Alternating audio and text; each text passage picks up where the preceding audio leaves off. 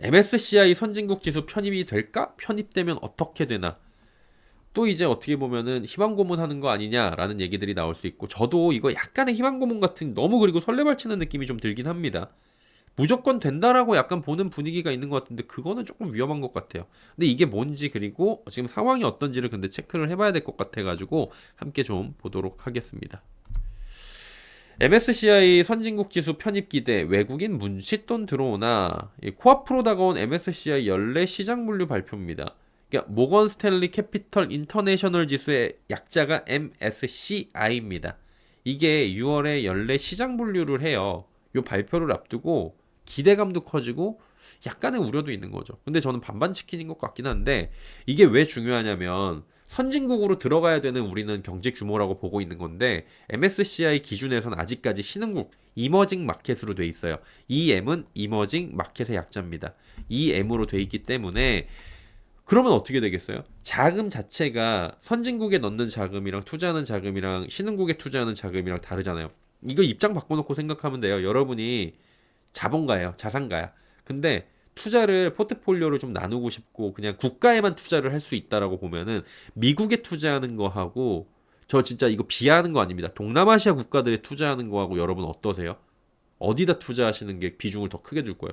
아유, 나는 무조건 하이리스크 하이리턴이야 이러시면 어쩔 수 없는데, 전체적으로 봤을 때는 그냥 자산 배분을 할 때는 자산 규모가 들어오는 거는 미국 쪽으로 많이 들어가겠죠. 똑같은 거예요. 선진국 지수로 들어갈 때는 패시브 자금들이나 액티브 자금들이 배정 금액 자체가 달라요.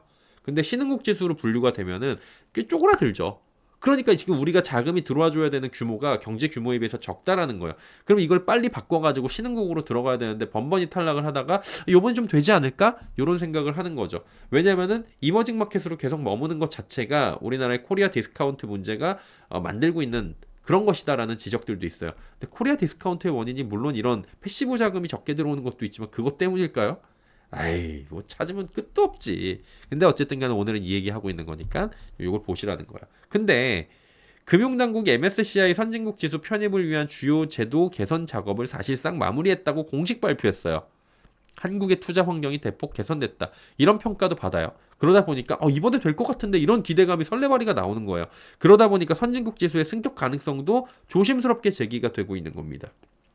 금융위는 뭐라 그랬냐면은, 선진국 편입을 위해서 공매도 시장 전면 재개, 외환 시장 운영 시간 확대, 기업 지배 구조 및 시장 접근성 강화, 이런 MSCI가 지적한 주요 문제를 집중적으로 지금 해소를 했다라고 밝힌 거예요.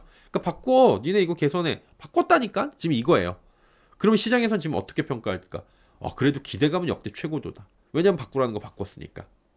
자, 그렇다면은 이건 확정이 되거나 안 되거나 둘 중에 하나밖에 없잖아요, 답이. 보류는 없어요. 보류는 안 된 거야. 그러니까 무조건 되거나 안 되거나밖에 없는데, 만약에 이번에 확정이 되면은 외국인 투자 자금은 유입되겠죠. 당연한 거죠. 아까 말씀드렸다시피. 그럼 자금 규모가 어느 정도냐? 대한민국에 추가로 유입되는 자금이 대략적으로 50에서 70조 원인데 상당히 큰 거죠. 이 정도 금액으로 만약에 기업을 산다라고 하면 시총 거의 뭐 3위 종목 정도 하나 사겠죠. 2, 3위 정도 하나 사겠죠. 실제로 골드만삭스는 대한민국 증시가 MSCI 선진국 지수에 편입될 경우에 75조 원 정도가 유입될 것이라고 예상을 한다. 엄청난 규모입니다, 이거는. 일단 이건 패시브 자금이에요.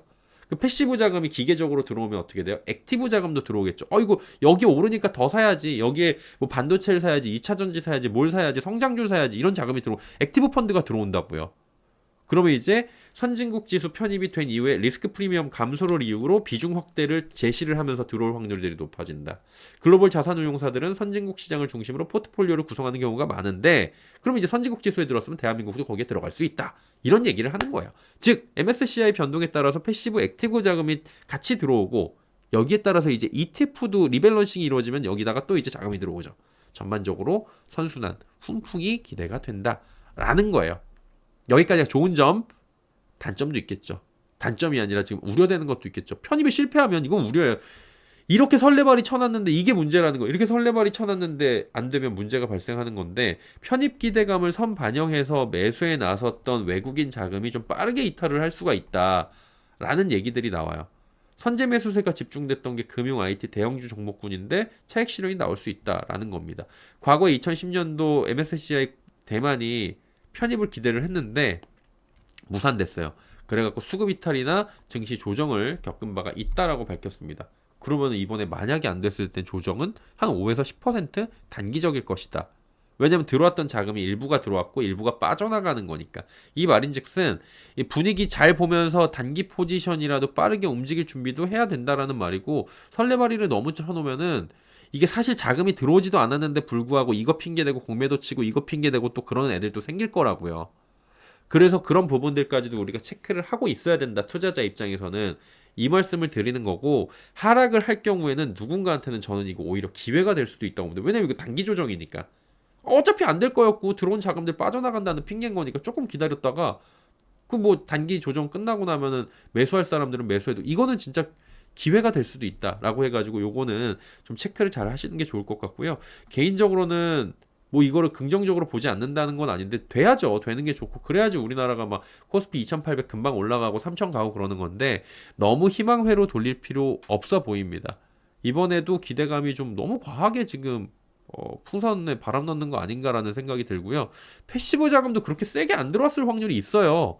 근데 이런 식으로 하는 거 자체가 너무 이렇게 바람 넣는 거 아닌가라고 보여지고 있어가지고 이 부분은 되면 좋고, 정말 그리고 됐으면 하고 제발 좀 됐으면 좋겠고 요렇게 생각을 하면서 여기에 따라서 이제 성공 하락시에 대해서 좀 이제 포지셔닝도 조금은 이제 물론 이제 단기 투자하시는 분들이 여기에 해당이 되겠지만, 혹은 내가 아직 포지션 갖지 못한 사람들은 이런 걸 체크를 하시는 게 좋을 것 같다라는 말씀을 드리는 겁니다.